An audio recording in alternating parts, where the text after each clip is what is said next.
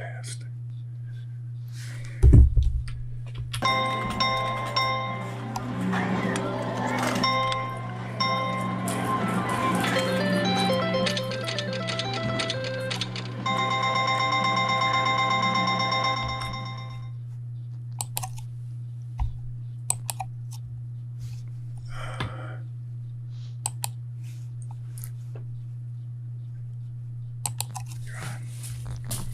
Hello and welcome to the show. So you want to be a gambler? I am your co-host, Miss Andrea. Welcome.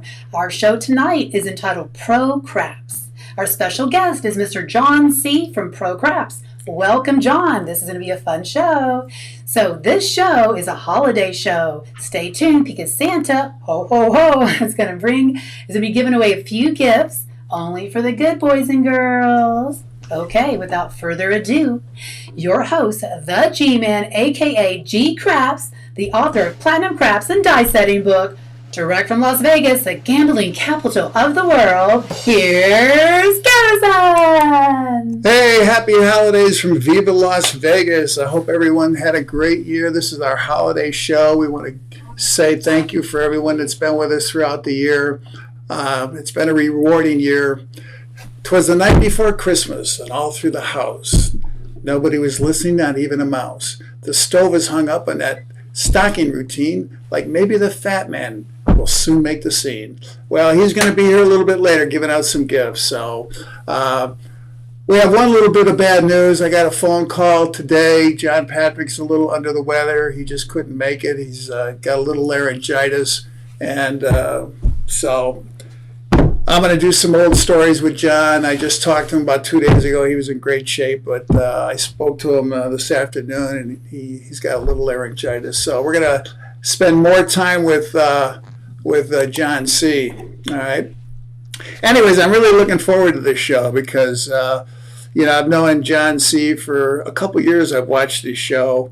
Have your questions ready, and do us a favor tonight because we got a lot going on.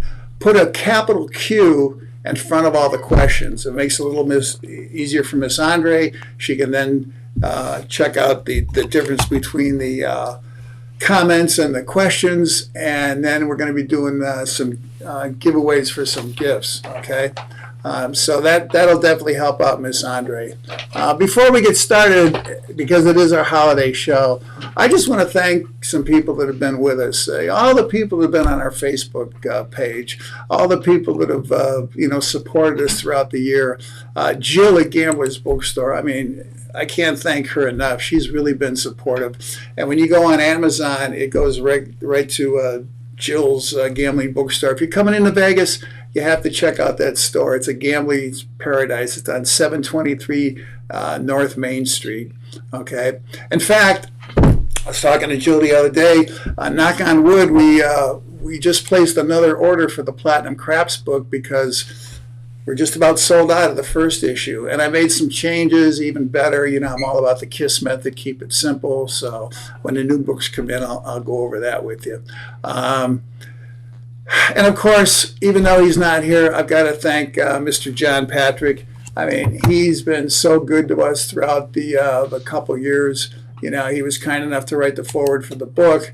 He's got 15 books under his belt, the Warren Buffett of gambling authors. So, we thank John. And like I said, he was kind enough to write the foreword and 2 bonus chapters of the book, which he said he's never released before.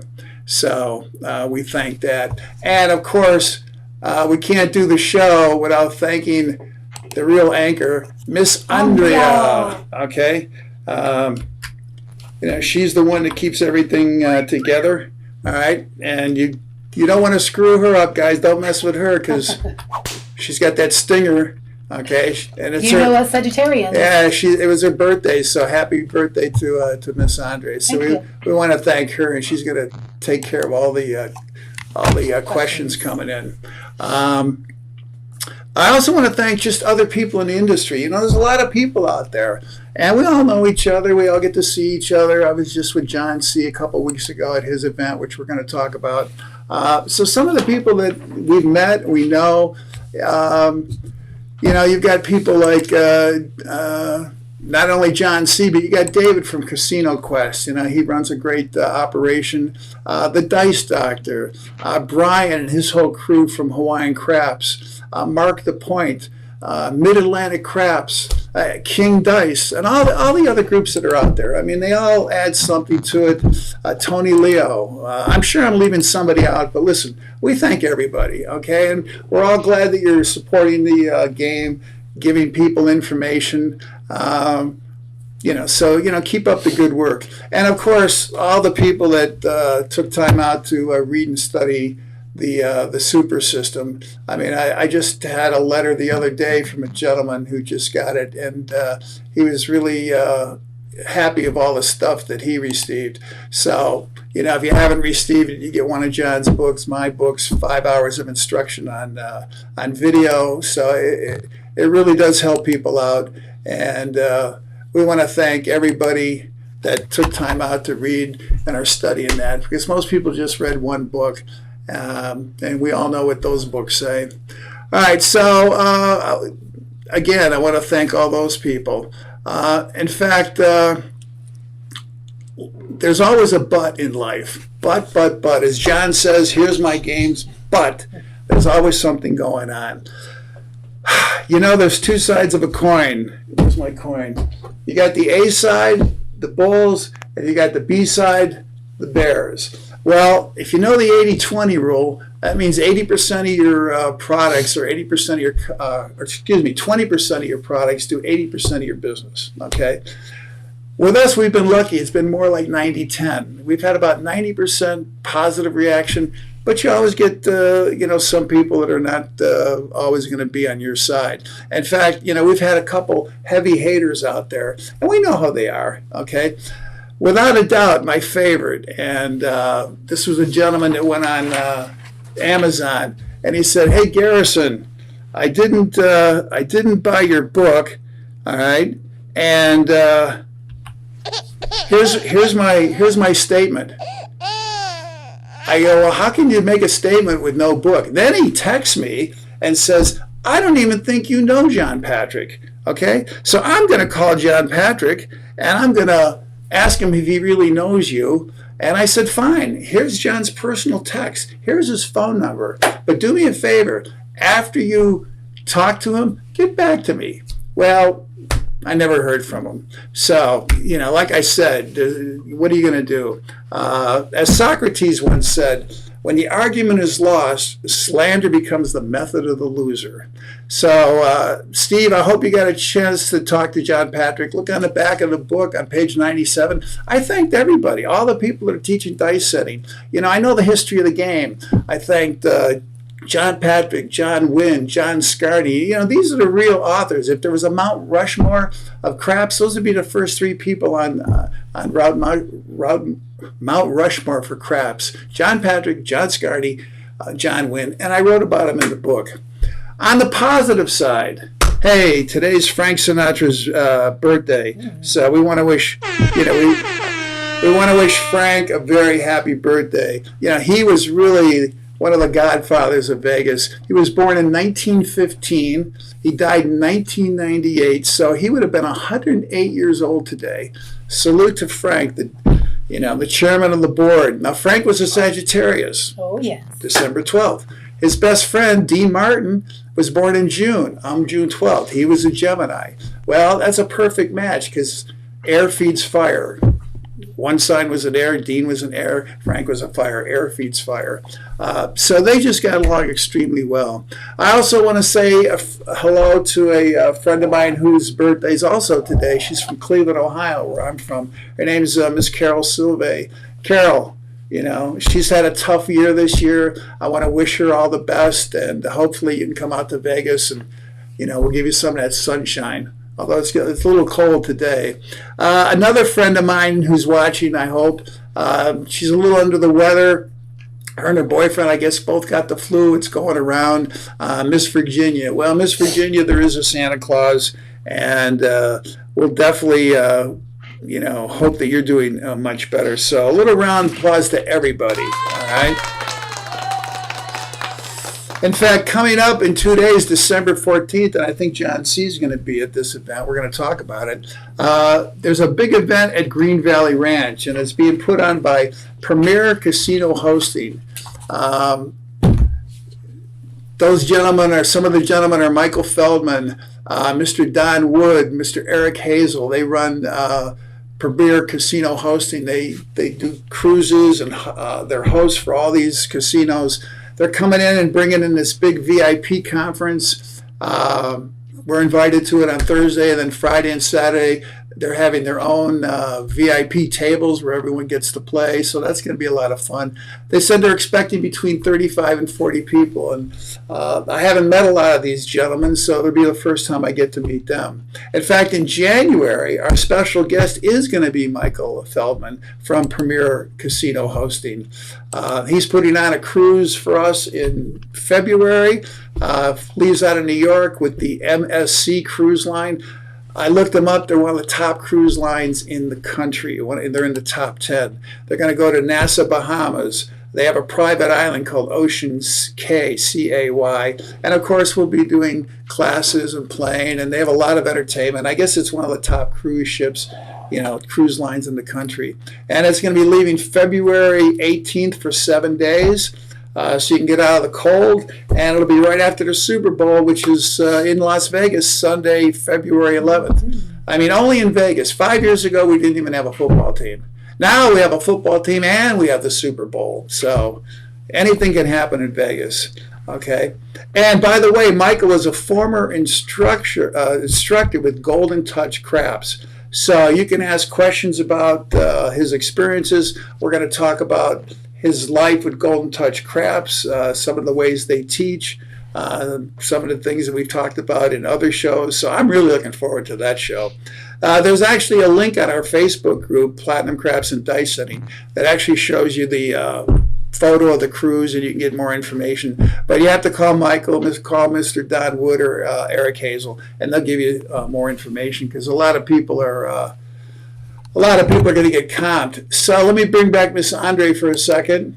Miss Andre, yes, that's my opening statement. Don't forget that A at the end, Andrea. Andrea, excuse me. Just think of that. That's our opening statement. What do you think? Well, it sounds a little like drama, but you know what? It's going to be an interesting show. And don't forget what Taylor Swift says. She's a Sagittarius. When there's haters out there, shake it off, shake it off. Don't quit your day job. All right, there you go. Direct from Miss Andrea. All right, she will be back. Send in some questions for her. All right, so let's see here. Like I said, John Patrick's a little under the weather. I talked to him a couple days ago. Well, I talked to him a couple times in the last 2 weeks. He really wanted to be part of the show because he was a veteran in the Korean War. So he was really happy that we did this event with John C., which we're going to talk about. And, he was really happy that we brought John C. in as a guest. So I know he's sending his love. So, all right, you know what? I think we ought to just get to it. Let's get a little action going. And I'm going to bring in from the West Coast, the head of Pro Craps, the man himself, Mr. John C. John, welcome to. Hey, how you doing, my friend? Is that a little smooth jazz playing in the background there? I love it. Yeah, a little bit of. You gotta have a little bit of funk. I used to be a drummer back in the day. Okay, I love it. Soul with a capital S. All right, so welcome to the show. I've been looking forward to having you come on for some time. Yeah. All right. Appreciate you having me. Oh, yeah. And by the way, thank you for inviting us to that event. It was called Craps for the Cure. It was at Casino Quest. I know a lot of people had a great time. I hope you raised a lot of money. Why don't you tell the people who missed it a little bit about your event and what you do?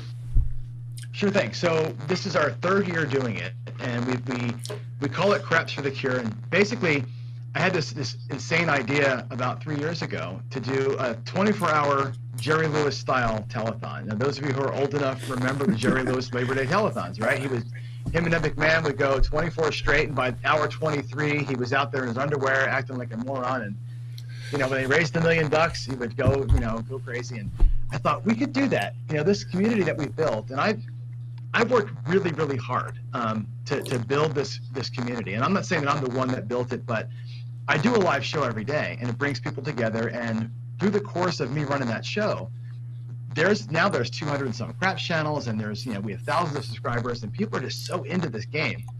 And we thought we could harness that some way and be like, our little crew on the world, right, can make something big happen. So, John, I don't want to interrupt you, but we're getting some messages here that says John's mic is a little low. Could you turn up your mic a little bit on your end? I'll see if I can turn it up on my end. I've got it. You can probably do that, yeah. Hang on. Make sure your connection. Try it now. How's that? Is that a little better? Well, I got it all the way up. So, guys, tell us if it's coming through a little bit better. We're watching the screen. So yeah, I'm seeing on my screen the show's full green, so I think we should be okay. Okay. Anyway, so I started this thing, and I did it on Black Friday a couple years ago, and I said, let's just go 24 hours straight. So I went 24 hours straight, and I interviewed basically 23 people in 24 hours. We did one other segment. And we raised about $6,000 and change for Gamblers Anonymous, which was cool. Last year, a good friend of mine, Steve Winfield, who is he runs a channel called Pressed by One Craps, got throat cancer, and he fought cancer all last year. And so last year we said, you know what? Instead of Gamblers Anonymous, let's raise money this year for cancer research. And last year we raised $16,000 for the American Cancer Society with Steve in tow. We did the whole thing live in Vegas. This year, we found this organization. Actually, one of our subscribers, Adam, turned me on to this group called Veterans Moving Forward. And Veterans Moving Forward, they raise and train dogs specifically to give to veterans who have post-traumatic stress disorder, PTSD. And we learned from them that it costs about $50,000 to raise one dog, to buy, train, raise, feed, and deliver one dog to a veteran. And that was the charity that we chose to work with this past year. And so in November we did that. We did 24 hours over 2 days at Casino Quest. We interviewed people. We played live craps. We did all sorts of things. And we raised darn close to $30,000 this year. We raised 28,000, almost 29. Yeah. And more coming in. More coming in. The website's still there. CRAPSforthecure.com is still there. So if you believe in the cause of getting a dog, and literally like the money we raise, I talked to Lori, who runs the charity. She's the COO. We get to name the dog. It's an actual like black lab or a chocolate lab that it's a puppy right now. We get to name the dog. That puppy's going to be 2 years in training, and the money we raised this past year will end up as a dog in some guy's house. And the nice thing is they service dogs for veterans of all the wars. So it's not just, not that I favor one over the other, but not just current vets who are suffering from massive PTSD from the recent conflicts, but they provide dogs for guys that fought in Vietnam and Korea. And knowing that John Patrick has got a storied military past, I mean, he served well, and he has some interesting stories to tell. And one of them, you told me the story the other day, and I'll let you share it, about the reason why he was in Korea as he was. Yeah. Such a classy story, and it just speaks to the guy's character to me. Like, I didn't know that part of the story. I knew what happened to him in Korea, but I didn't know that part of the story. Well, and it's just a class act. Why don't you tell us why? Yeah, real quick. And I'll jump into it. And by the way, we just had I don't know if you can see this on the screen, but I'm going to punch this up from Skill and Luck. It says, there's a little bit of buzz in John's mic. I don't know if we can get it closer to you. It's a little lower. I can switch mics. Let me switch my mic. Yeah, because I want everybody to hear what you have to say. So, hey guys, easy enough to do. It's Mercury in retrograde. Anything that can go wrong will go wrong. So just bear with us. Yeah. Okay. Let me try and switch the microphone out if I can change. All right. While you're doing that, let me tell people real quick. Here's what happened. And I've had long conversations with John. Some stuff I can never repeat on the air. But anyways, he was enlisted to go into the Army. All right. His IQ test was so strong that he was picked to go to officers candidate school. Okay. And they said, John, you can go to officer candidate school. You don't have to be a grunt. You don't have. He said, no, I don't want that. He says, I want to be in the Army just as a soldier. And they said, well, you're going to go to Korea. He said, great. I'll go to Korea. They said, are you crazy? He said, no, I want to go with everyone else. Kind of like Elvis. He said, I just want to be in with the guys. I don't want any special treatment. Right. So what happened was he went to Korea as a private. And very, very quickly he became a sergeant. Okay, I'm not going to get into some of his other stories, but I can tell you this one story. When you go to Korea, you have to have all these shots. They give you like 12 shots that you have to take, and then they give you all these papers. Well, John used to play poker with the guys, and John was the best. He would take his money, put it in his wallet, and he'd put the wallet under his pillowcase and sleep on his wallet. All right. One day he got up, the wallet was gone. And it had all the papers for his shots. So his sergeant said, well, if you can't find the papers, you got to take the shots again. And trust me, you're sick for like 3 days with these shots. I mean, there's malaria and typhoid. I mean, it's just unbelievable. Okay. Make a long story short, he knew a doctor that worked over there, and the guy says, come on over. I'm just going to give you some paper. I'm going to duplicate your paperwork, and you don't have to take the shots. Okay. Years later, this guy became a real famous doctor. John ran into him later on, and he said, you saved my life. So there's a lot of other stories, but that's just one quick one. Sure. So anyways, yeah, he didn't want to become an officer. He went in as a private, did very, very well. And that's just the way John was. He didn't want any to be treated with any favoritism. So how's the mic, guys? Let John know if this... I just changed mics to a different mic. It should be Better. a little, maybe clear. I don't know. That sounds better on my end. I hope Perfect. it sounds better on This that. is the mic in the headphones instead of the mic that's on my chest. Okay. So, yeah, that reminds me of Pat Tillman from the Arizona Cardinals, right? The guy, when 9/11 happened, he's like, screw my NFL career, I'm going to jump into the Army and do my duty, and he ended up paying for it, the ultimate sacrifice. But that's a class move, right? And I respect that, and I think that the fact that this organization will give a dog to somebody who's in their 80s if they need it. A lot of things that when you donate money to vets organizations, they don't do that. The old vets are just stuck in the weeds, stuck in the holes inside of the VA. And this outfit is great, and I think I couldn't be prouder to work with them on this charity event. And the fact that we raised enough money to pay for an entire dog to go to somebody's house, I think it's awesome. So. And just so you know, everybody who's watching this, Garrison and John Patrick together. So Garrison donated a copy of Platinum Craps, which you signed for us. And we have a signed copy of the John Patrick, the Brown book, the original, the OG right there, that was signed by John. That raised $560. We did this. Yeah, we sold. I looked up today. I didn't even know what it did, so we're glad about that. Yeah, we sold raffle tickets for it, $10 a piece, and so 56 people wanted that book, which is fantastic, right? And that came into the gate late. Like this year coming up, we're going to do the same thing, but we're going to start the raffle items in like the summertime. So we'll have all summer to kind of raise the funds and get it through.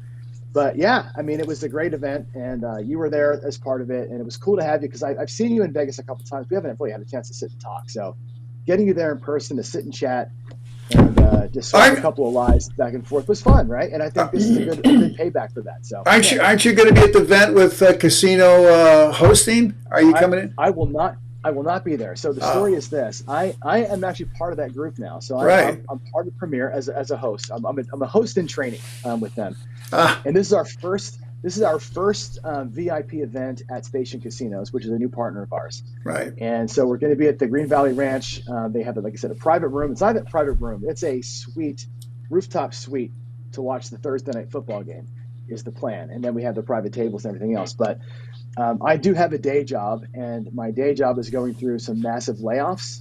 And luckily I've survived 2 rounds of layoffs, but that means that 2/3 of our staff is gone, and all that work has fallen down to those of us that are remaining. So I have picked up a bunch of shifts, and I'm working all weekend, Saturday and Sunday, 8 hours each, and I can't get out.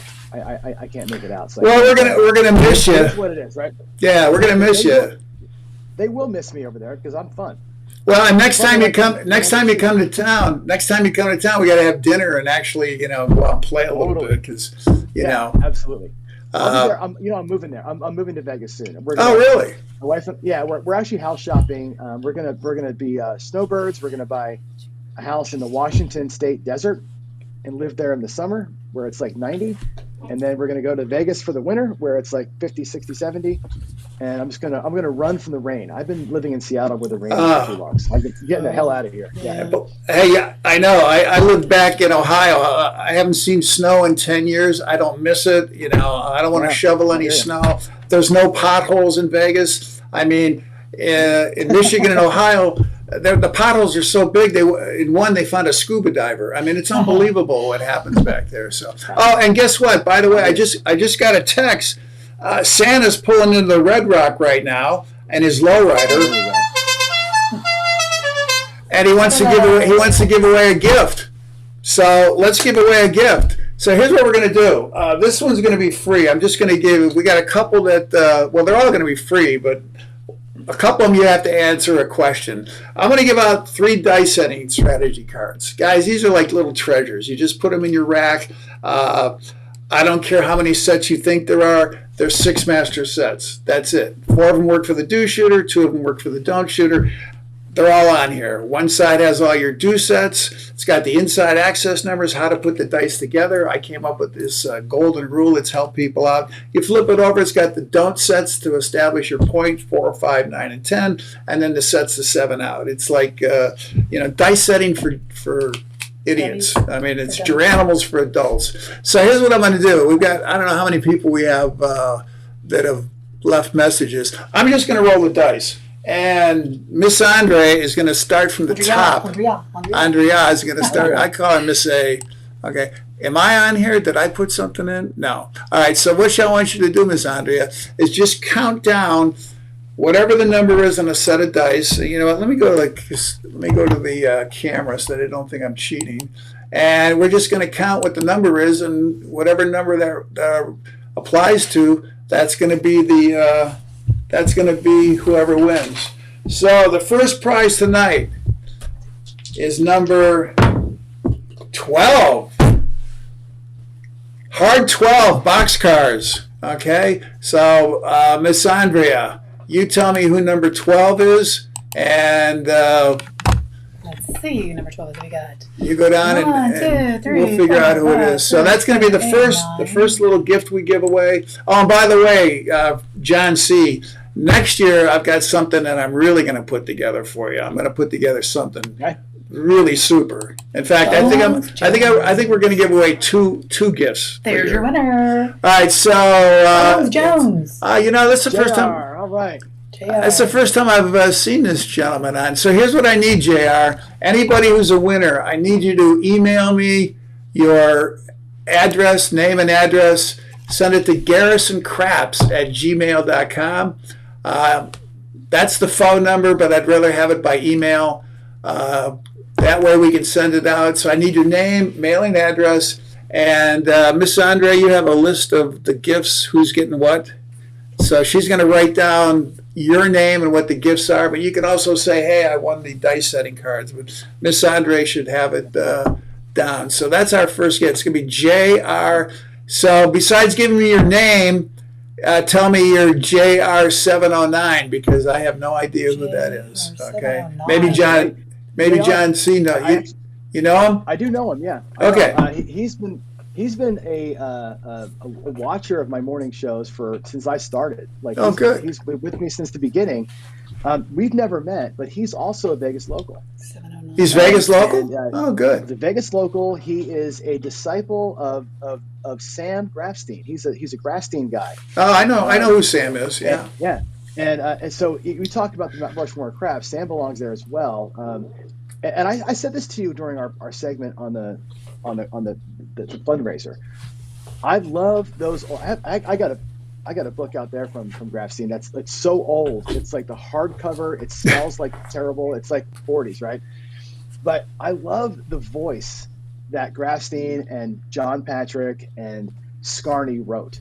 It was literally like they were sitting there talking and somebody else was typing every word they said, and it's like they're talking to you face to face. Like you get the feeling they're like kind of in your soul. Like, you know, I think that way of writing is lost today in the world of editors and, you know, ChatGPT writing for you. You lose that personal touch. I felt like Sam Grafstein and John were yelling at me in their books. Well, You know John, what I mean? And it's like I can hear it. Of course, I watched all his videos, right, growing up. I can hear his voice. I never heard Sam Grafstein talk, but I can hear John's voice yelling at me through the pages of the book. And I just love that old writing style. It's just so personal. And so, yeah, you can't get away. You can't get enough of that. And Jay, like I said, Jay, knowing that he's a Grafstein guy, I think he would. Yeah, he's a good guy to win that. well, John, I've never met Grafstein, but John Patrick and we kind of have the same type of, I guess you want to call it humor or whatever style. So when I wrote my book, I tried to do a little bit of that too. You know, I didn't want to just make it real technical. So, anyways, all right, let's talk about the game itself. You know, Sure. we've all seen the systems. You know, we've read the books. Blah blah blah blah blah. When you go up to the table, okay, and everyone knows there's 4 tables: do, don't, choppy, and torpedo. Okay, so you can't have one system that's going to work for all 4 tables. It's not going to happen. Okay, right. When you go up to the table, how do you approach the game? What do you look for? Are you part of John's big 4, little 3? You know, when you go up, what's your mindset?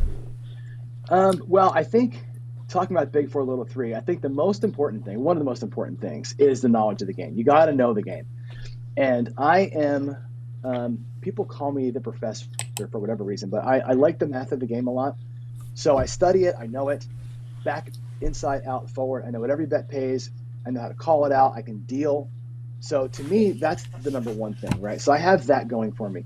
Everybody who wants to play craps needs to spend time in whatever book it is that's giving you those basics to learn the game. I'm also a huge believer in John Patrick's teachings on money management and discipline. So money management, discipline, session bankroll, win losses or win goals and loss limits. Those are the things that I arm myself with when I get to a table. As far as playing, though, the one thing that I kind of differ with you and with John on is this idea of trends. I don't believe that trends happen. I think in the rear view, a trend has happened, but I don't think that begets what's going to come forward to you.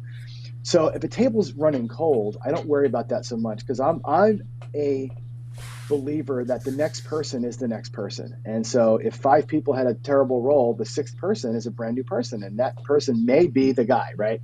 I'm prepared for that. But I don't just jump out there 640 across because the next person is the next person. I don't trust them that much. You know what I'm saying? Oh, absolutely. So, you know, my typical way of approaching a table is more hybrid and careful. So I know that JP used to use the do we don't to get out and avoid the come out roll, get some odds going, drop a little don't pass out there and a 6 and 8, and you're playing both sides of it, get a hit, reduce down your book in the house, right? That was always the John Patrick way of doing things. I do a system sort of like that where I go out from the don't, do a couple of come bets, maybe a couple of place bets, and I just kind of let the table come to me a little bit. I say, well, if the shooter has a bad roll, I'm covered with a dark side bet. If they have a good roll, I got a couple of right side bets out there that I can turn into something a little bit better. So I like to tread very lightly early. I'm not a let's rail dump, as you would call it, and just go for the home run out of the gate like some people do. I think some people wait for a good table to do that thing. Me, I'm more hybrid early, and then I switch sides as soon as I can. If that shooter goes cold, I'm going to make money. If they go hot, I'm set up for that, and I can get away from the don't if I need to. And that's how I approach it. Well, that's good philosophy because you are spotting a trend. I mean, you're saying if it's cold, I'm going to stay with it, but if it's hot, I'm going to switch over. You know, like I said, it's more of a streak. So what I say is this: it's more of a streaky thing. And craps is so different than roulette and baccarat. Baccarat and roulette, right? Every 10 seconds, there's a full result, right? And you can go red, red, red, red, red in roulette, or banker, banker, banker, banker in baccarat. And those streaks happen, and they happen really fast. In craps, the streaks happen really slow, right? It takes a long time for every roll to happen. the don't pass and the pass line can be streaky in terms of their outcomes, but the time it takes between resolutions can be forever. So what do you do in the meantime is where you're making or losing money. I think that betting correctly on the right side of the box is where people can make or break themselves. And I think setting myself up to say, if it happens to go well, I'm set up for that. And if it happens to not go well, I'm not going to get crushed. And I think that's sort of the way that I've always approached it. And that's, again, one of the first videos I ever saw from John was the 41 or the no 10, 6, and 8. And that was it. Like, heads it out. I played that thing forever. And it kept me alive when I was playing at super low levels for the longest time. Well, as we say, every system works on occasion, and that same system is going to fail on occasion. It depends on the. Yeah. Now, we did a show where you talked about percentages. I'm going to see if I can throw this back up for people. I don't know if they can see it, but Pete Rose was the #1 hitter of all time. He had 4,256 hits. Yeah, I talk about the 80-20 rule. 20% of your products are going to do 80% of your business. Well, it works in the craps table. Out of his 4,256 hits, 3,215, 75% were singles. He was just looking for a day's pay. Then he had a few doubles, only 3% triples and 3% home runs, and he was the best hitter of all time. So he went up to the plate, or the table is in our situation, he was looking for singles. Okay, I know all these guys, they go up looking for the home runs. I'm going to roll 20, 30, 40 times. No, you're not. It's not going to happen. Okay, you're going to get that one long roll, but it takes about. Let me switch. I want to go over I want to have you over here. It takes about 1 out of 12 to 1 out of 15 games to have that really long roll. As everyone knows, the average game lasts 4, 5, 6 rolls. And, so there's bulls, bears, and pigs. Bulls are the ones looking for those big, long rolls, okay? We all know who they are. They come in and just press. I was at Durango the other day. This guy came in, dropped all this money. The next roll was a 7. He lost about $2,000 in the first roll. Bears look for a certain percentage. I'm always a bear. I start out conservatively. And the third type, and I think it's the worst, are the pigs, and pigs always get slaughtered. So I think your philosophy is very smart. Don't go in and look for the big kill.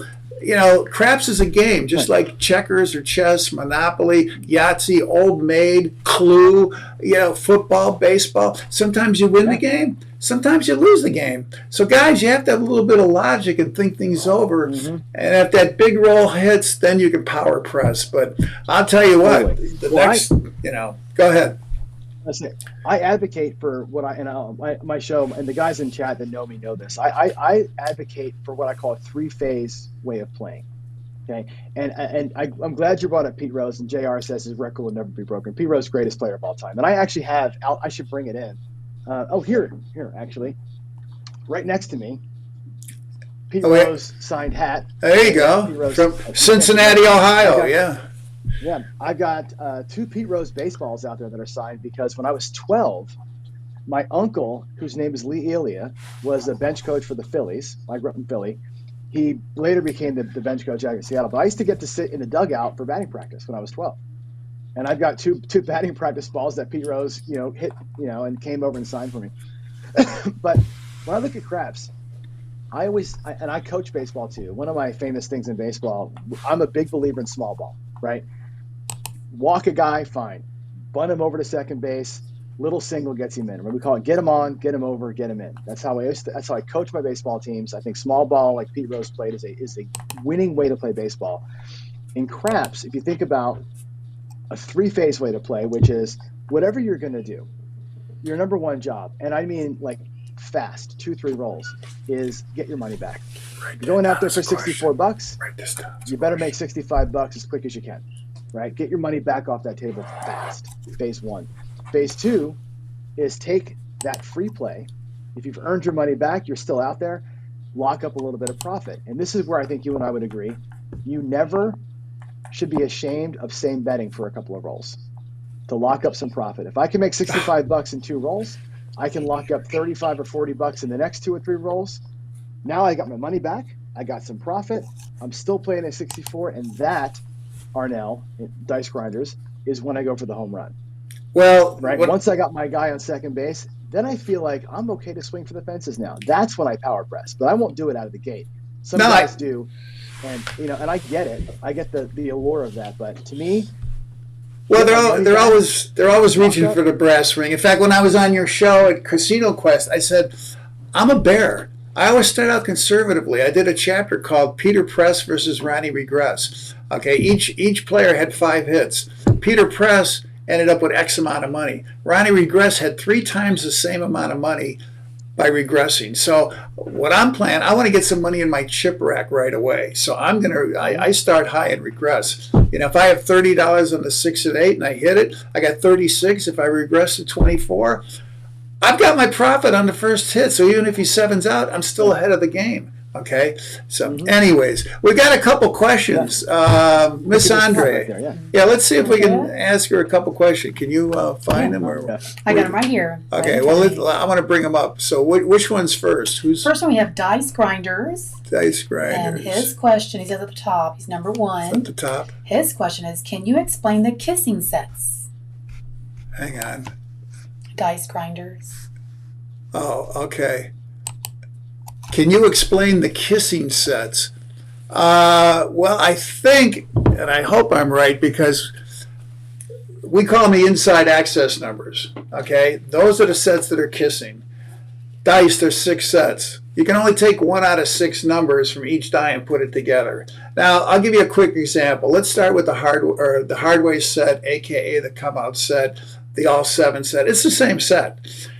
If you take the 1 from one die and the 6 from the other and put them together, they're kissing. I call it the 9 and the 3 o'clock. 12 is at the top of the clock. 6 is at the bottom. The 9 and the 3 are the kissing numbers. Okay. I guess you don't have the book. It's all explained. But you can do the 1 and the 6. If you turn it around, you've got the 6 and the 1. It's the same set. You haven't changed any of the 16 combinations because you're working with the same 4 sides. You can also go 1 and 1. All right. Or you can go 6 and 6. It's just physics and math. So you can take any of that master set and then do 4 subsets. But when I teach, I have a thing. The set is the same as the point. If you're coming out for the come out roll, what number wins? 7. What's 6 and 1 equal? 7. Now you can have the hard way set, or you can have the all 7 set, or you can just do any numbers you want. It doesn't matter. It's all about the inside access numbers. And I think from the texts that I get, people have said, oh, this is much more logical and practical, plus it works. So when you say kissing sets, I hope that answers the question, but it's the inside access numbers that are kissing. Think of the clock, 9 and 3, 12 at the top, 6 at the bottom, 9 and 3 kissing. And that's going to speed up your dice sets. My little niece is 11 years old. She can set the dice for any number you want in under 5 seconds because she can count to 6. Can I dig in and ask you a question there? So when you say, and I have a set of big dice too, if the point is 9, right? The point is 9. I can kiss. Where am I at here? I can kiss the 5 and the 4. Right. And make the 9 set the point inside. I can also kiss the 6 and the 3 and make them kiss. Right. When the point is 9, which one do you choose and why? Well, here's what I would do. All right. Let me look. Because I'm going to show you another set that's even going to help you. The 6 and 3. Okay. So if you had the let me see. I like your first set, and that's the way I teach. Your point is the same as the set. So I'm going to put the 5 and 4 together, okay? So you got, because if they go off axis, you get your point, okay? With all the sets, there's 2 ways to make the 5, 2 ways to make the 9, and 2 ways to make the 7. It's a 50-50 bet. That's the best you can get. Right. For you dice setters that are just starting out, there's 3 ways for the 6, there's 3 ways for the 8, there's 2 ways for the 4, 5, 9, and 10, and 2 ways for the 7. From the do side. The don't side's another class. But that's the best you can get. If you're doing the 6 and 3 as your set, okay, 6 and 3, it's really, they took the 6-4 set, which is your set for the 10. You can reverse it. You still get 2 ways for the 5, 2 ways for the 9, but now you get 2 ways for the 4 and 2 ways for the 10.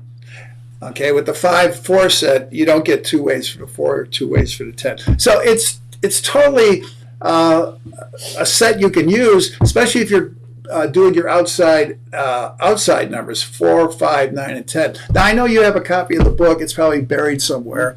But pull it out, and you'll see that. I just didn't want to get too complicated in the book because I know people are going to ask. That's why I asked the question. I know people are going to, because I know that the 6-3 and the 5-4 kissing is 2 different things to look at. And it's 2 different sets. Yeah. Yeah, and the you took the 4-1 and the 3-2. You took the 6-4 set. You took the 6-4 set, which is what they say is the set. They call it the what is it? The V2 or the flying 2 or whatever they call it. The 3V to 3-2. Yeah, I never call it that because I can show you. You can have the 3V and you'll have different numbers. You won't have 6s and 8s. But to answer your question, you can do the 6-3, which is really just the 6-4 reversed. Okay, you had the 6-4 for the 6 and 8s. All you did was reverse this, so you've got the 6-3. Mm-hmm. Now you've got the 4, the 5, the 6, the 9s. In fact, if I look at the dice setting card, because I really don't do that set too much. The 6-3 and all right, so you get 2 ways for the 4, 2 ways for the 5. Now you get 2 ways for the 6, 2 ways for the 8, 2 ways. It's 2s across the board, only 2 ways for the 7. All right, if you do the one that we talked about, the 5-4 set, okay, you get your horn numbers. 1 way for the 2, 1 way for the 3, 1 way for the 4. You still get 2 ways for the 5, 2 ways for the 6, 2 ways for the 8, 2 ways for the 9. But you also get your 10, 11, and 12. So you get more field numbers that way. Okay. Speaking of dice setting cards, let's give away a couple more. All right. Santa's here. He wants to give away a couple cards. So since this is a free bit and you don't have to answer any questions, and then we're going to get back to some questions, I'm just going to roll the dice again, and we'll see who gets the prize. Who gets some prizes. Should I roll it once or twice, Miss A? What do you think? Should I roll the dice once or twice? I think one time. One time? Well, because it's not fair for the person that's number 1. All right. That's something. Well, it starts at number 2. It would be number 2. So. Well, then, and last time we had hard 12. We had boxcars. Okay. Whatever you desire. I told John a story about when we were playing at his show. I told a story about a guy who rolled 3 6s.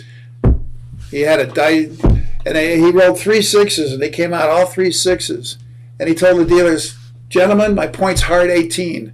And they said, "Can we see in the back room a little bit?" Okay. All right. So let's roll some dice and see who wins. Number 11. Ooh, Lucky 11. Countdown 11. All right. Let me go back to John real quick. I want to get him back on camera. Okay. Got some good questions out there. It looks like. Yeah, we're gonna get into some questions right now. So Miss Andre is ahead of the is in charge of questions.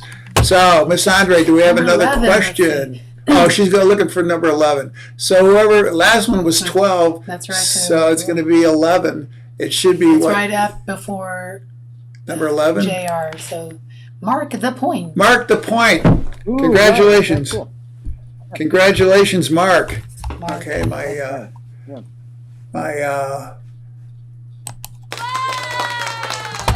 So mark the point. I need you to send me your email, Mark, or email me. I need you to give me your name, address, and because the post office won't ship it to Mark the Point.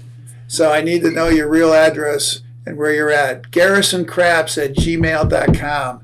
All right, GarrisonCraps@gmail.com. We'll get that right out to you. Okay. Now we're going to give away a couple big gifts a little bit later, but you're going to have to answer an actual question. So here's our next question. All right, speaking of questions, give John and I a question. Okay, this is from Dice Emotion. Where are we at? Where's it at? Can you Let me read it first. Right. Okay, what are some of your best ideas to grow interest in craps? All right, John, I don't know if you heard that. What are some of your best ideas to grow interest in craps? Well, I think the shows we're doing are helping, but, what else? Yeah, put that up. Yep. What else do you think we could do?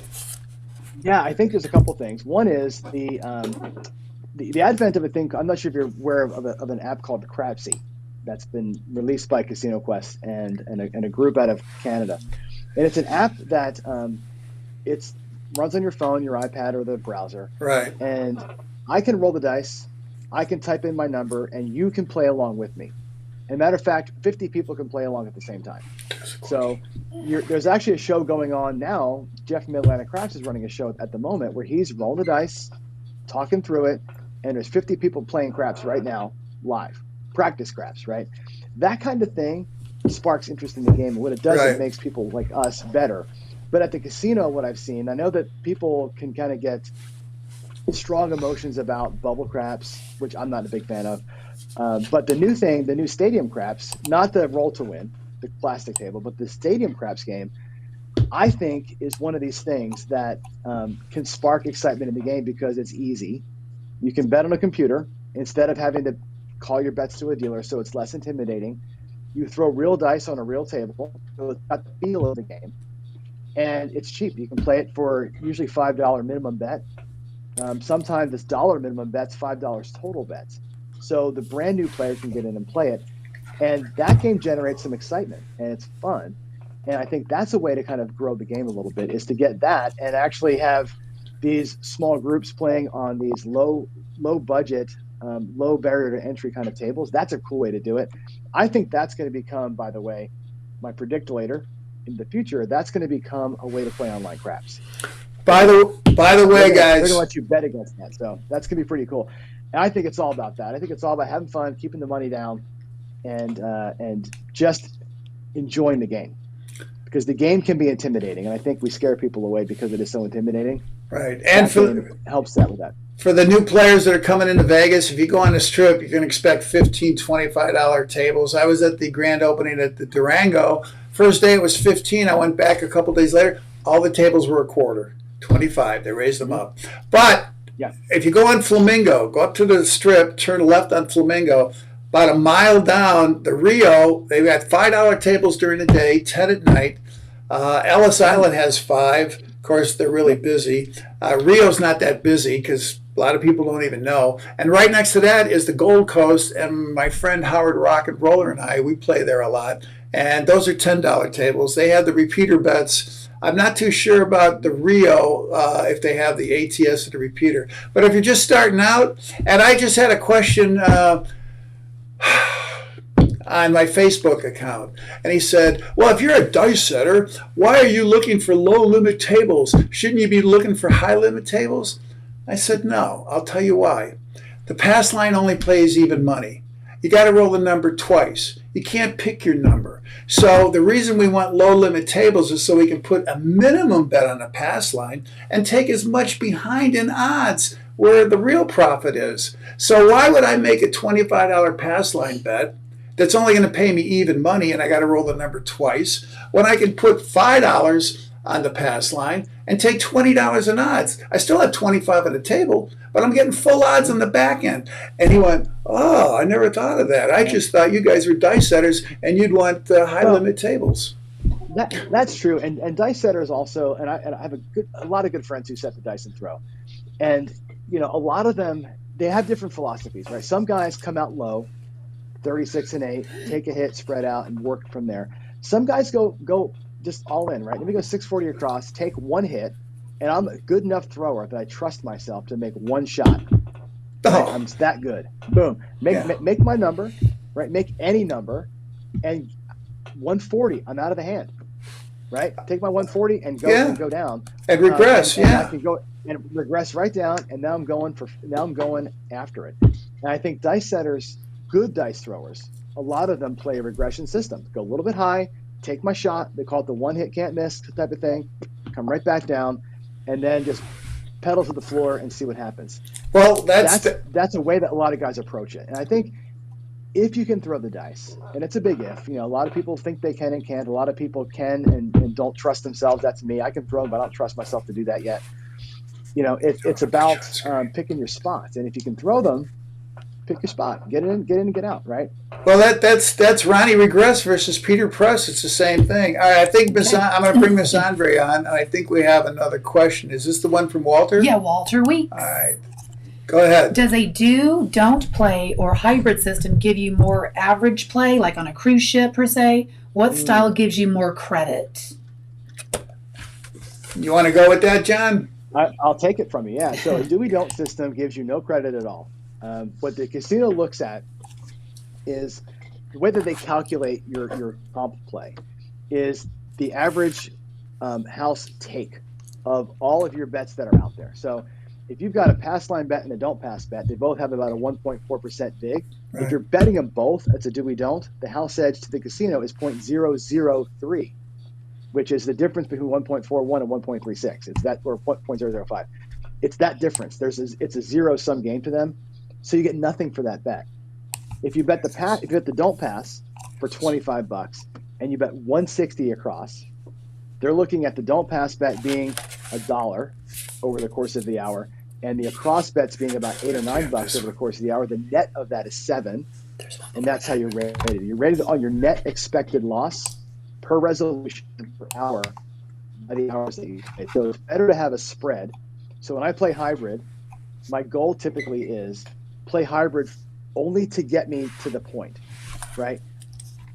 Go in the don't, put my bets out there, take 2 or 3 shots where the 7's being protected, and then I'm off the don't as fast as I can. And my bets out there are now unprotected, and that's where the comps come in. So the more unprotected play you have, the better your comps are. Your odds don't count at all. So if I do a do-we-don't, 25 on the don't, 25 on the pass line, let a point get established and throw max odds on whatever one I want. If it's a 4, I put max odds on the don't. If it's at 6, I put max odds on the pass line. 0 comps for that. The casino looks at you like nothing. Well, here's the thing. Because there's no vig for them, right? The odds are free. No, I get it. Yeah. And the pass line, don't pass cancel each other out. So they look at that as being 0. And that's why we don't advocate you do that as host. Like, you can do it, but all you're getting is the odds. Well, you're eliminating the flat bets. Here's the thing. I live in Vegas, so I'm not a big comp player because, as a friend of mine said, if I want a hat, I'll just go to the store and buy one.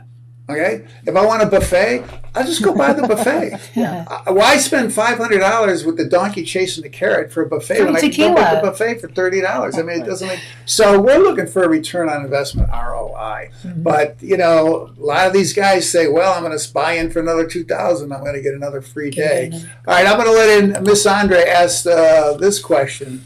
Go ahead, Miss Andre, ask this. Can you ever change a bull to a bear or vice versa? I'm going to take this one. Can you ever change a bull to a bear? It's very simple, skill and luck. Okay? There's 2 sides of the coin. There's the bull, there's the bear. You want to be a bear? Don't throw all your chips on the table and try to be a bull. All right? There's 2 racks in the crap table. The first rack is the chips you're playing with. The second rack is the money you want to keep to yourself and not risk. You should only have 15% of your chips on the table at any one time. All right, it's the 80-20 rule, but now it's 85-15. It takes 1 out of 10 games to have a long game. I don't want you busting out with the first shooter. Okay, so play conservatively. Take 1 or 2 hits, regress, read the chapter, Peter Press versus Ronnie Regress. Not only are you going to save a lot of money, you're going to make a lot of money. And just become bearish, okay? Like I said, it takes 1 out of 10, 1 out of 11 tables to have a long roll. Think like Pete Rose. Go for a single, maybe a double. If you're lucky enough to get that 3% triple or home runs, great. But look for a day's pay. I was talking to John the other day before we did the show. I was at Durango, all right? I'm playing. It's a $15 table, so I'm just getting the feel for it. This guy comes in, Mr. Craps player, throws $2,000 on the table, stops the whole game. Didn't buy when the puck was in the opposition. You never thought of that. He buys in the middle of the game, okay, in the on position. The whole game stops. All right, he's got 20s and 50s and 100s, like $2,000. The boxman's got to go with the pen. I mean, it stopped the game for like 5 minutes. I said to the dealer, this isn't going to take long. I called all my bets off, okay? I had 2 don't come bets. I left those on.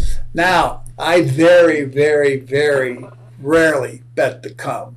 but there's exceptions to every game. I put a nice come bet out there. Okay, I had no pass line bet because I'm only placing it. Well, what happens? They give the dice back to the shooter after a 5-minute break. You know what happens? He's 7'd out. This guy lost $2,000 in the first roll. Okay, and he looked at me like I was the schmuck.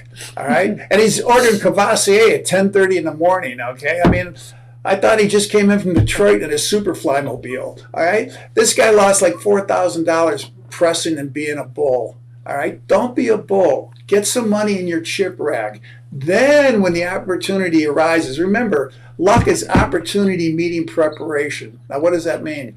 Be prepared. Know the game. Chart the table. Watch the trends. And when the opportunity arises, then make your move. Okay? If it's raining outside, you can't go outside because you want to play golf and go, stop raining. I got to go to the golf course. Okay, you got to wait for that energy to change. And this guy just jumped in, and he was busted. He had a big envelope. It started like that, went down to that. He didn't have enough money to put a postage stamp on it. All right, so that's the answer. Just be a little more conservative. Any more questions? All right, we got one last one. What is it? Shadid, and he wants to know, what's your opinion about throwing the dice stacked on top of each other, and what set do you suggest when throwing stacked dice? Oh, that's the helicopter shot. I'm going to let John have this one. Yeah. That's my throw. Let me get my dice. Actually, I'll talk about it. Hold on. It's in John Scarney's book. I have it. Yeah, I love the stack toss, and I actually adopted this toss because I have a bad shoulder. I have baseball injuries, right? I've got a bad right wing, and when I throw the more traditional style toss, the rotation of the arm hurts my shoulder, right? So I do the stack, and that's the old whip shot you're showing there. The old whip shot, yep. The old whip shot, right? What I do now though is this: the stack toss that I throw is this, and I'll show you how I do it like this, and I'll show it to you for simplicity's sake. I have the ones facing up on the table, and I put them on top of one another. So I'm looking down on top of the dice. I see ones, and they stack. I throw them like this, my fingers on the cut edge of the dice, stacked up, and a little bit of a spin. There's a lot more detail to the shot than that, but I spin them in the air, right? The thing that shot does is the way that the dice spin when they hit the deck, kind of like, not exactly, but kind of like when you were a kid and you threw a Frisbee and you skipped it off the pavement, it would still keep spinning. If you threw it and it would go spin, it would kind of skip and keep going. That skip and keep going, it would hit the back wall and still keep spinning because the energy of the dice keep it going. I do that same shot now, right? It's a little bit of a spinner. It's not quite as high speed, but that stacked shot, I like that because I can tell when my dice hit the deck, and again, I'm going to lean them toward you so you can see these things, but I know if I throw a stacked hardway set like this with the ones on top, I know that if one of my die stays true, either it stays on a 1 or it stays on a 6, and the other die goes cattywampus, there's no 7s there. Right? It's an off-axis shot. I'm trying to keep one die on and one die off that axis, that mythical axis. The stack shot that spins lets you do that. And to me, it's a way to attack the nature of randomness, where if you can keep one die kind of pinned and it's going to stay on a 1 or a 6 or whatever if I set it to 4 and 4, same thing. 4's on top, same thing. If 1 is a 4 and 1 is anything but a 4, there's no 7s. There's no 7s in the turn there. That's why that shot is so cool, and it works. It's a hard shot. It's a hard shot to. Yeah. Now I put a video on Facebook by this guy who talks about cheating dice. I think I sent it to you, and he was doing the video, he was doing the whip shot, but he had rubber around the side, no alligators, so they were just bouncing. It was like gators. Yeah. Now they've got actually at the Sahara, they've got. So if you ever played on the roll to win table, they've got the little like speed bump thing. Right, they have the speed bumps, so you can't slide the dice. They have them on regular tables now too. The Sahara's got speed bumps on regular tables. So does Harrah's now. And again, the spin shot that I do, the stacked dice shot, they're in the air the whole time. There's no skidding on that. The old whip shot was an illegal skidder shot. Right. The newer version of it that we throw now is legal. We're trying to hit the back wall. We're not trying to make any problem with it. But yeah, James Newgrass says, please film it. I have filmed it. I put a video out where I have shown my toss in super slow motion. You can see it. You can see how it works and when it breaks down also. So I can put a link to that here in the comments after this video is over. But yeah, and I can show it again on my other channel. I've shown how that shot works. And no, when it works great. But it's a tough shot. Yes, but it's all right. Because regular the par shot where they're spinning backwards, the dice never quote stay on axis the whole time. They're going to hit. They're going to go all over the place. You're trying to get an on axis result, but the dice never stay spinning as you set them off, and that's I think it's a thing that people get wrong when they talk about that shot. The on-axis shot is never on-axis. It's a resulting of an on-axis result, and there's a difference there. But yeah, the chopper can become a slider, Victor, but I'm looking at the chats here. If you throw it illegally, we don't do that. None of us, not Cashier's Cage, not Gargoyle, not me, not Sarge, not Eddie, none of us who throw it even try to throw it like that. We're trying to get air under it. We're trying to land it close and keep the spin going, but we're definitely not trying to slide it.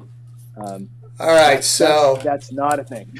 All right, I'm going to give away another gift, but I want to answer this question real quick. Tito, it says here, can you hop on a cruise? It depends on the cruise ship, Tito.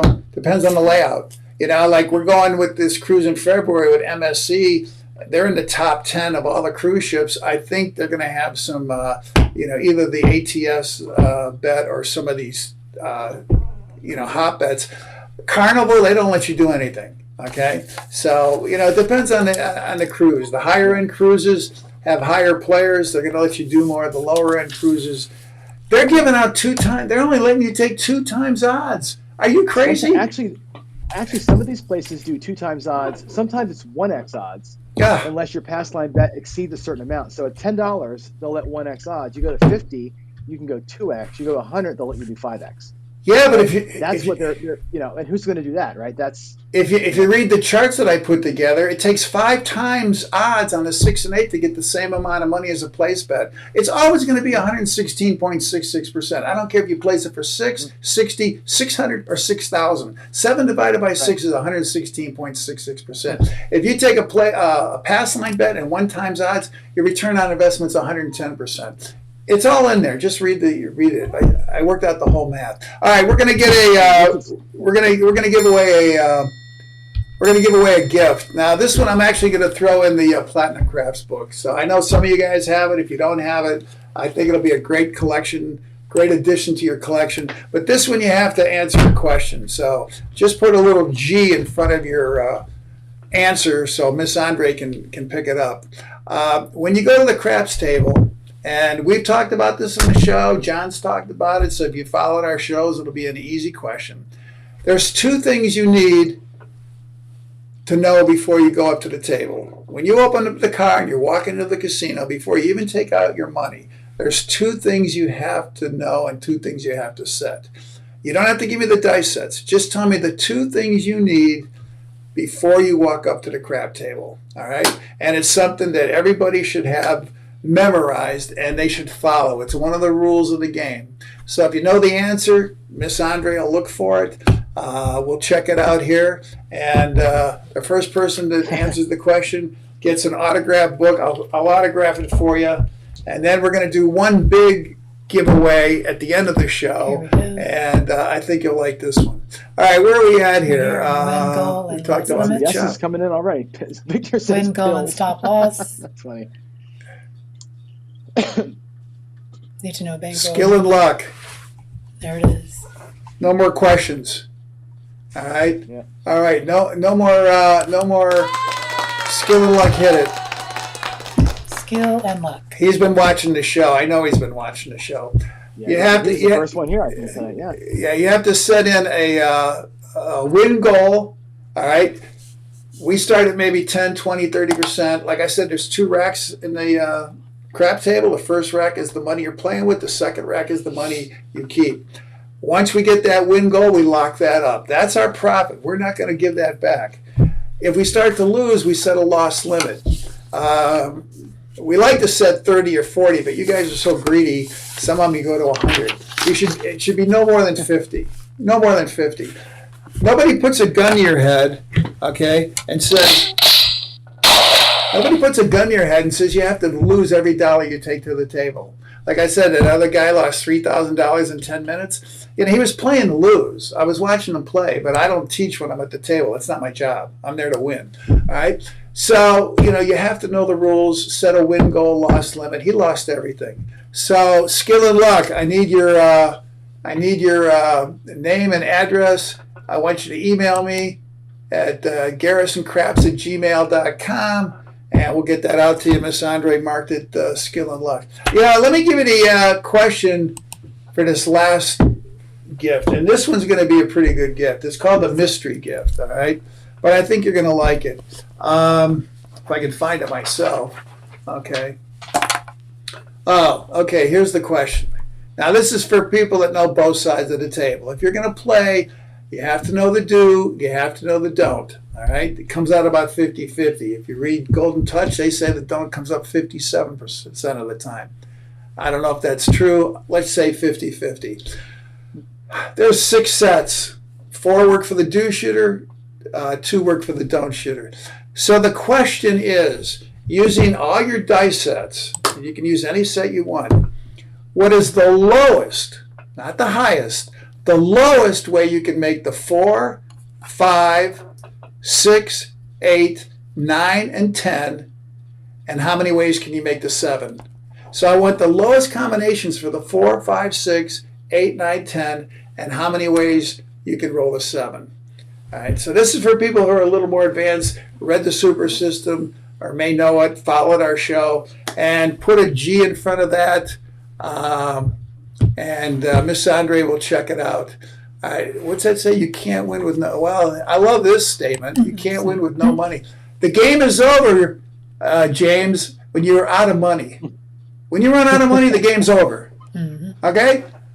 That's it. And I don't care if you buy in for $200, you buy in for $2,000. Your bankroll's your bankroll. Okay? Yeah, but when you're out of money, the game's over. Okay? Yeah, James, I'll tell you this. I know James well. James is a good craps player, smart guy. And that guy's a disciple. He manages his money perfectly. He's all about it. He's all about finding the ways to play the safest for the longest, right? Well, let me ask, while you're waiting for the answer, let me ask you a question. He must be a bear. Go ahead. He's a don't better for sure. So this is a question that came in to me earlier today because I was compiling some questions from folks. What do you want me to ask John Patrick tonight? And you kind of mentioned it here, and I want to ask you about your bankroll. Okay. Not your specific bankroll, but the way I manage my money is I've got a master bankroll.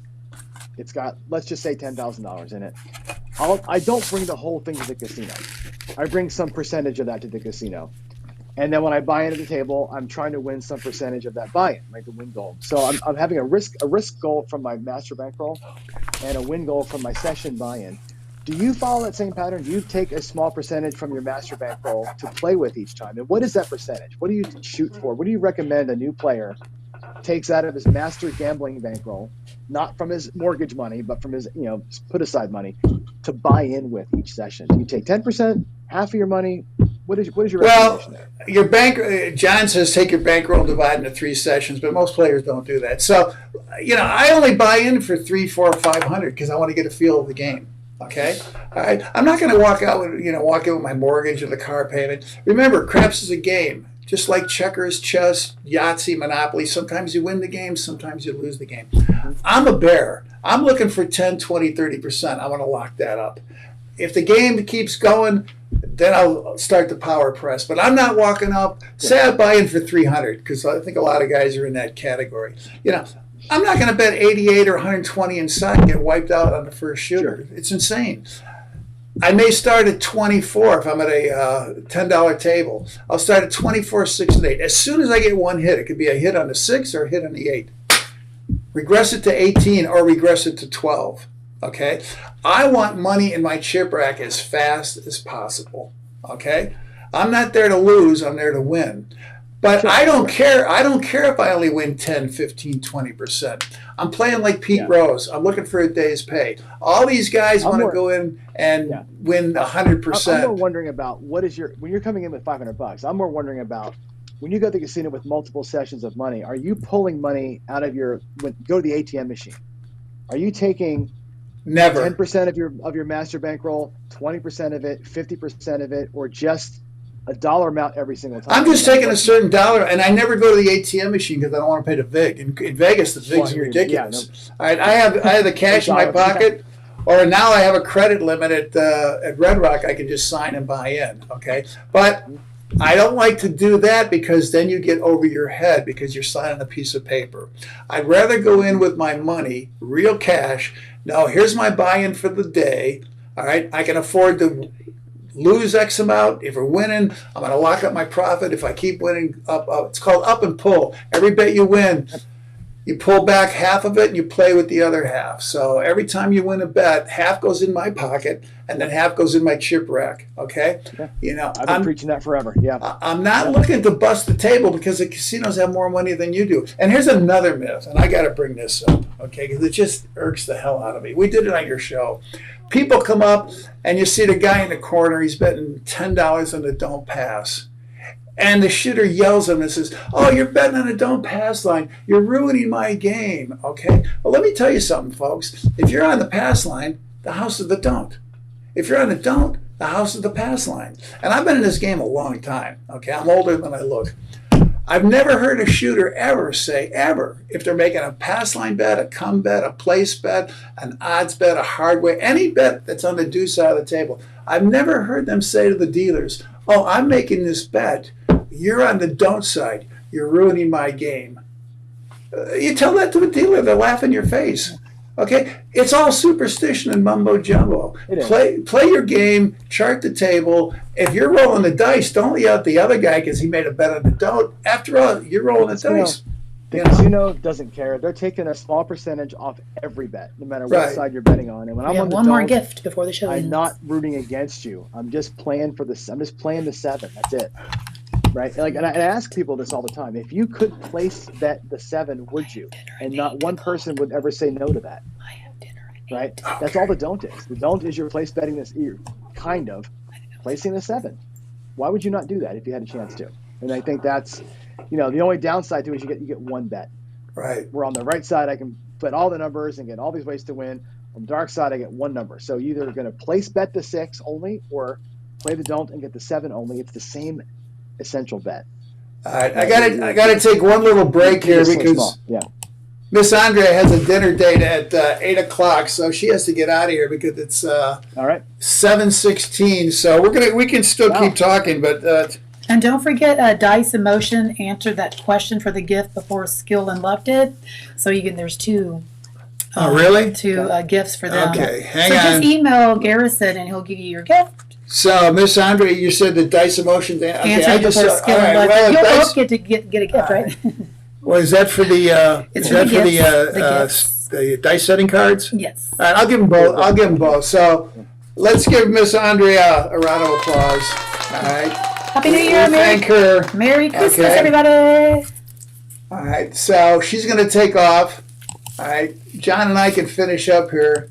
And for the other gentleman, because I want to be fair here, and I'd rather have you have the dice setting cards in your rack anyways. Just make sure that you email us, okay, at garrisoncraps@gmail.com.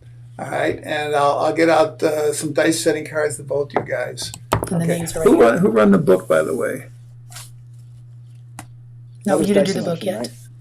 Right? Who won the book? Nobody won the book yet. Oh, we haven't done that yet. We haven't done. So I would say go from the bottom up now. Okay. So count from the bottom up. Yeah. All right. So I asked that mystery question. I know it's a tough question. I think skill and dice. If that was the question, I'll go over it and before we shut off. But it was lost limits, win goals, and lost limits. That was the question, Miss Andrea. So I needed those 2. Yeah, so maybe these guys both answered that one. No. Skill, no. No. All right, well, I'll go through it before we shut off. If you look at it, everyone's telling you. Even Dice Emotion, even Skillet said Dice got it first. Okay. That was the whole conversation while you were talking. Yeah, Dice Emotion. I was watching. Yep. All right. Well, that's your category. Yeah, so. I put them there because all right. So I'm still waiting for the question for the mystery gift, which is a great gift, guys. So, all right, Miss Andrea, thank you. I'll talk to you next week. Next time, let me know we're going to be longer. So. Well, I didn't know we were going to go this long. Oh, okay. Yeah, people are just Because next time I can make writing in, and once John and I get together, we have a tendency to talk. Okay. All right. So, well, this isn't it. I can tell you that it's not 2 ways for the 6, 2 ways for the 7. The question is, what's the lowest amount you can roll the 4, 5, 6, 8, 9, 10 on the don't side, and then how many ways can you roll the 7? All right, so it's a little tricky because you have to know your don't side. Somebody just said, Mark, do you ever play on the don't side? More than you'll ever know. Now, here's a little secret. A lot of guys get real upset when you're playing on the don't pass line because they can see it when they're shooting, okay? And I don't want to start a riot at the table. So what I'll do is I'll wait for them to establish a point. Let me go to the camera. I'm going to give you a real quick tip here. Okay? If it opens. All right. So you see this little box up in the corner? It's called the don't come box. You know why it's so small? Because they don't want you betting it. All right? I come through the don't come. Now the bet goes behind the table. The shooter doesn't even see it because you got all these place bets here. They don't even know what this bet is, okay? So you can get into the game on the don't side, and let me bring in John real quick. You can get into the bet on the don't side by coming through the don't come, all right?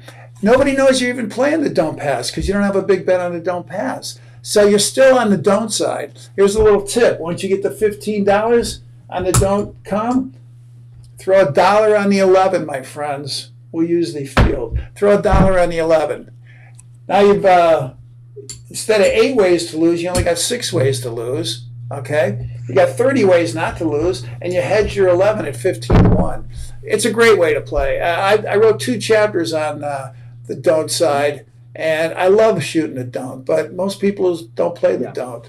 So, but yeah, do I play the don't all the time? And the other advantage to the don't come over the don't pass, and I play the don't pass. I don't worry.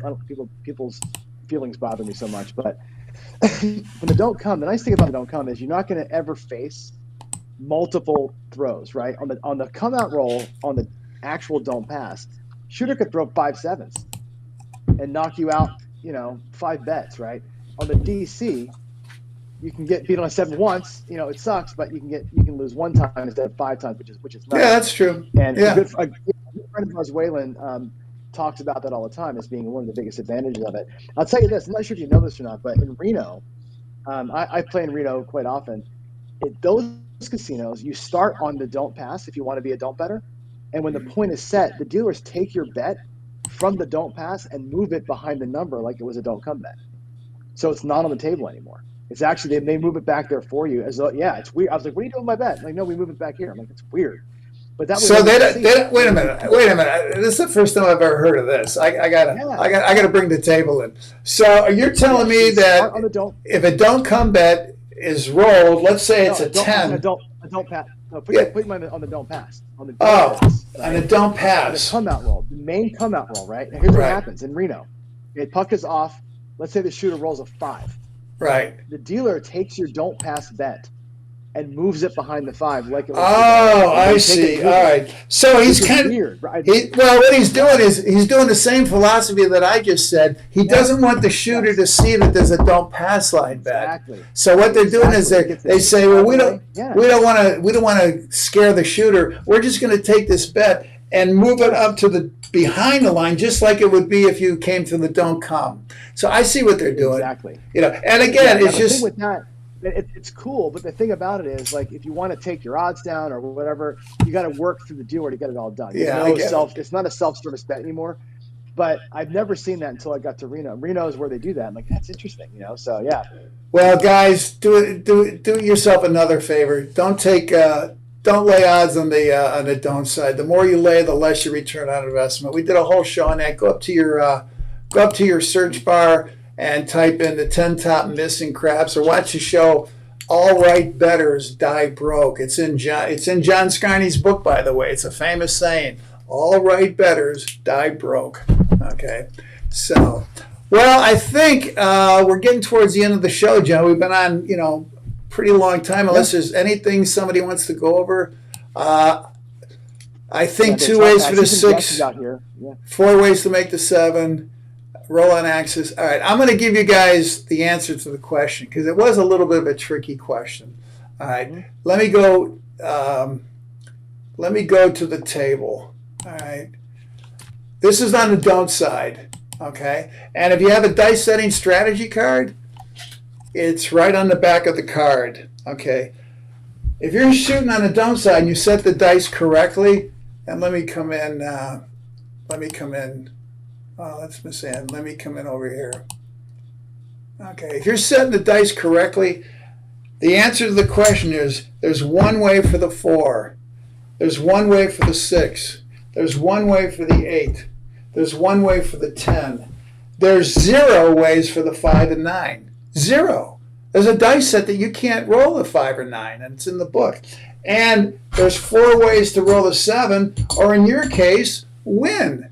So you have 4 ways to win, only one way to roll the 4, 6, 8, and 10. And for you guys that know a little bit about craps, you can hedge that bet. I'm not going to get into it, figure it out. And 0 ways to roll a 5 and 9. So that was the answer. One way for the 4, 6, 8, and 10, 0 ways for the 5 and 9, 4 ways for the 7.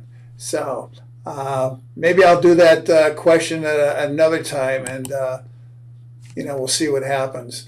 But anyways, okay, so I've got John, and we're both up.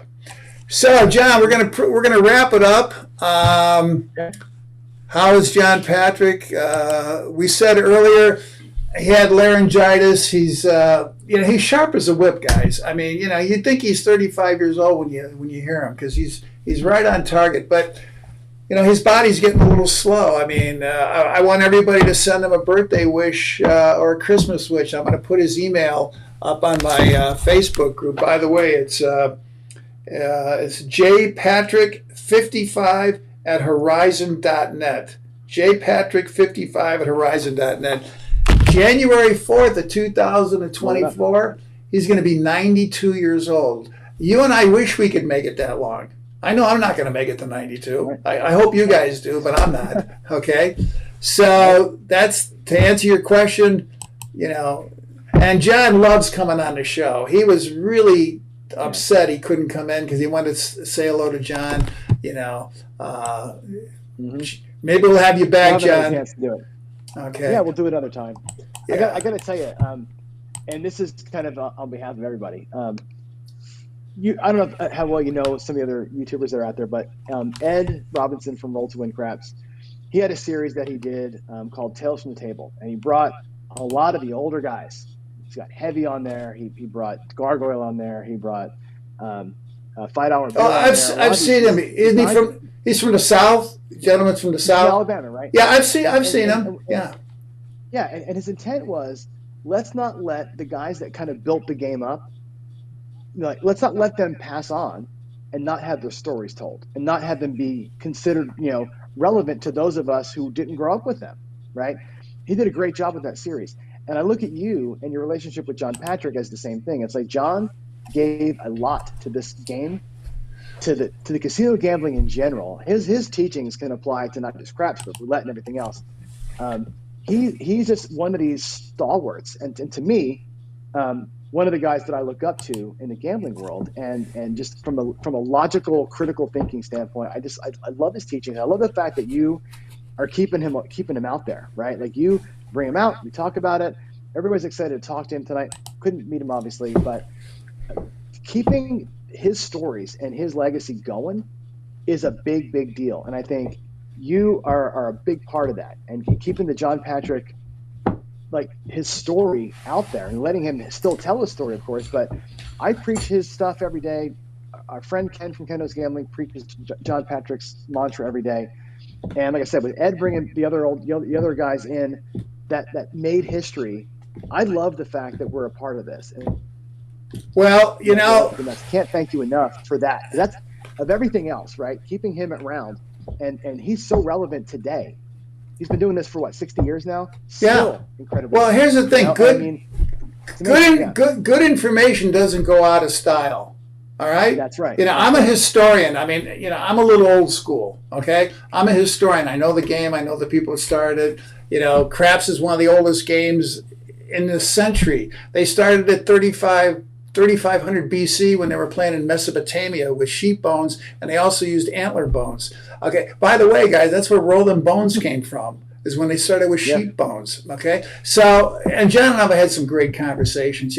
I would love to be on that gentleman show, whatever. But I said if there was a Mount Rushmore of craps, it'd be John Patrick, John Scarney, and John Wynn. For the people that don't know who John Wynn is, he's the gentleman that developed the craps layout that you're playing on today. Because in the old days, they didn't have the don't come. They didn't have the don't pass line. Okay, you could only play on the do side, which is like flipping a coin and only betting on heads. So then they started the don't side. Okay, so yeah, and I did a show on High Roller Radio. The guy was named Derek. He did a great job with all these videos and everything. It was a long show, and he actually took excerpts from the show and made little other shows out of it. And one's called The Legends of Craps. And he took the information that we went over with John Patrick, John Scarney, and John Wynn, and he made another show. It's on my Facebook group if you guys want to see a little history of the game. Because I think not only should you know how to play the game, I think you should know the history of the game. It's going to make it a little more enjoyable for you. So thank you for mentioning that. Yeah, I am a historian. I've been studying it for a while. Okay. I love it. Those old stories are great. The books, all the books we talk about, you have a massive library. Those, and I know that other guys have huge libraries. Those books are so good. The old stories and the advent of the game. It's just, I could read and watch those things all day long. Like that to me is like what a gift. What a gift. The old gambling tales are great. And yeah, thanks for keeping. I wrote it in chat. Thanks for keeping John in the foreground. It's such a great thing. Well, he's the Warren Buffett of gambling authors, And I mean, when he retired and moved to Florida, other people came on the scene. I'm not going to mention names and said, "Oh, I'm the number one gambling author." Blah blah blah. But I read their books, and the stuff they said wasn't mathematically correct. I mean, I did a show on Talking Craps, and somebody said, "Why did you write a book, Garrison? There's a million books." I said, "Because I got tired of reading stuff that I knew wasn't correct." I always teach with a calculator.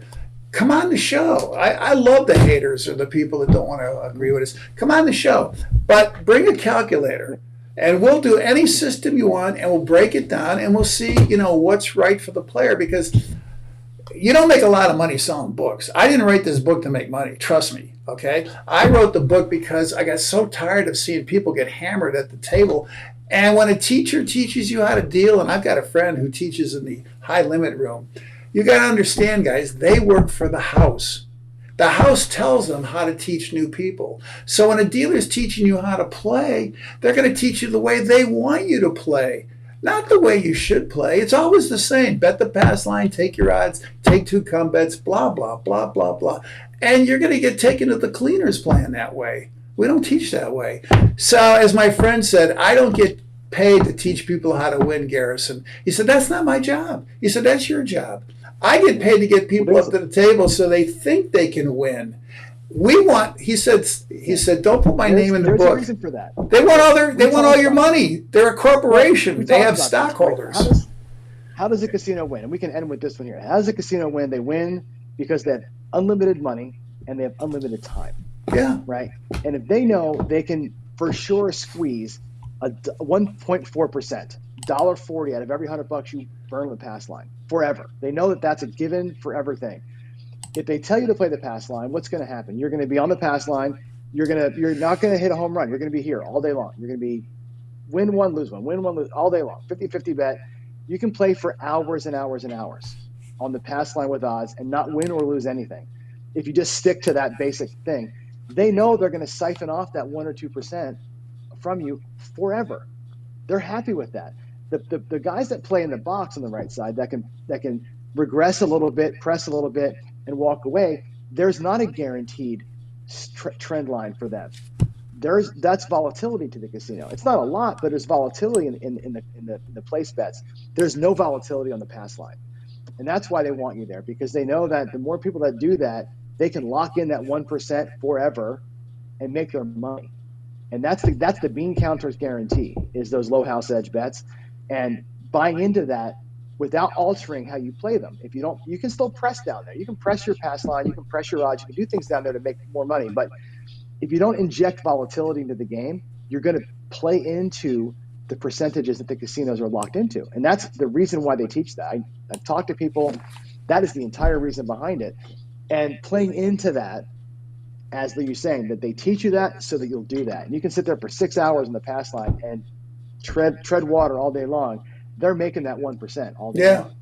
The rest of us who are regressing and getting out of there, I can walk out of a table, a lot of times in 15 minutes and bye-bye, because I'm injecting volatility into the game. You have to inject volatility to make money. Grafstein talks about it too. There's ways to press your come and your pass line bets to make it work, where you inject volatility. And that, I think, nobody really talks about, but that's a key to winning in this game.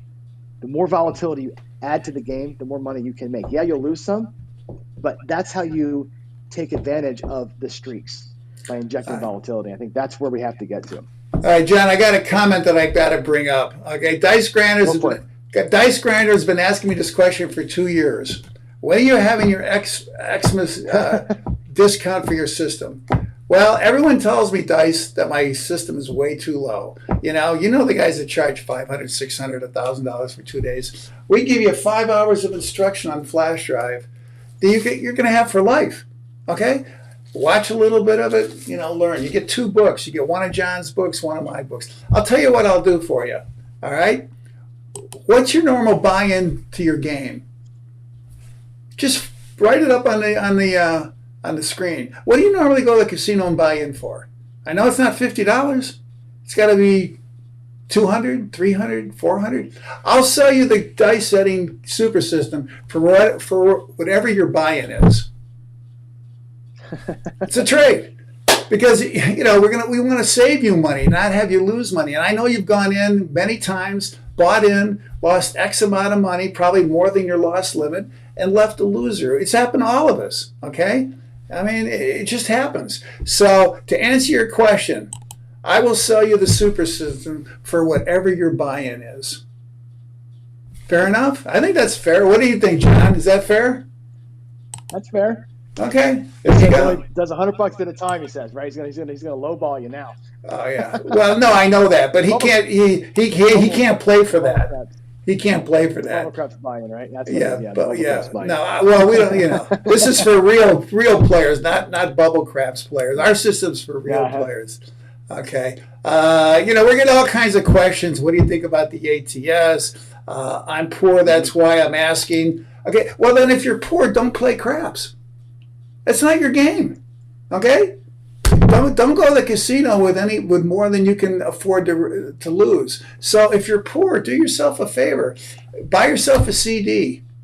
Put the money into a CD. Remember, when you put your money in a bank, put $100 in the bank. You know what they pay you?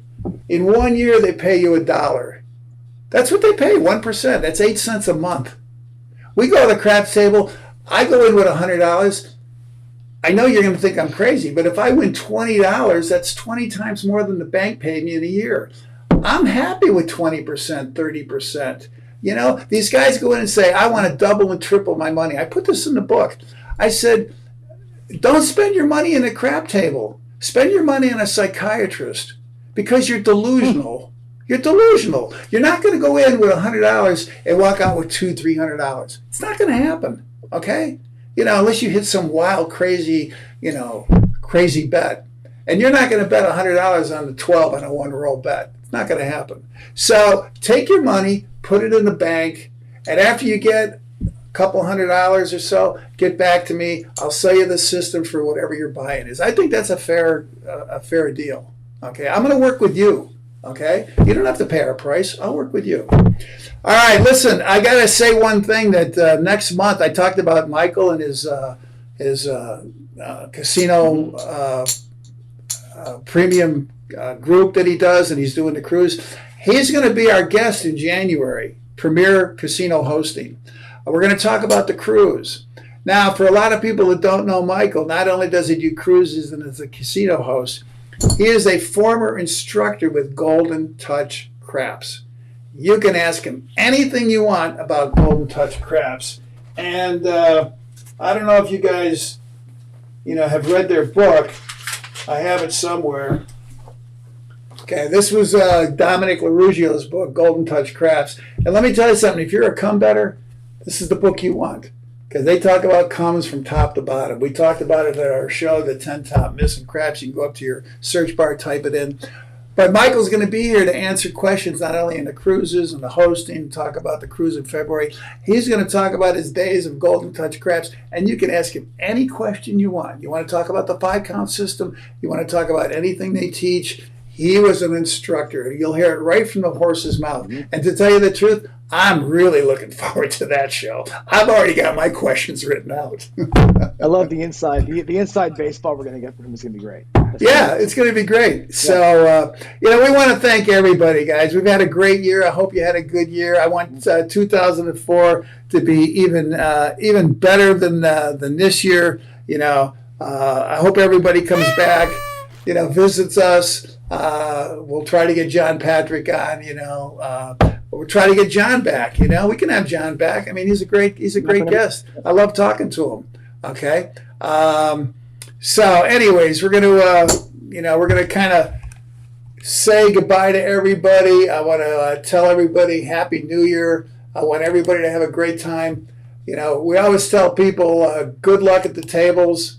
All right. That's kind of like our house saying. All right, so we hope everybody comes in. And since John likes the funk so much, let's go out with a little funk. There you go. All right. So guys, have a great holiday. Have a great holiday. I will get those gifts out to you for New Year's. There you go. All right, John. Thank you for being our guest.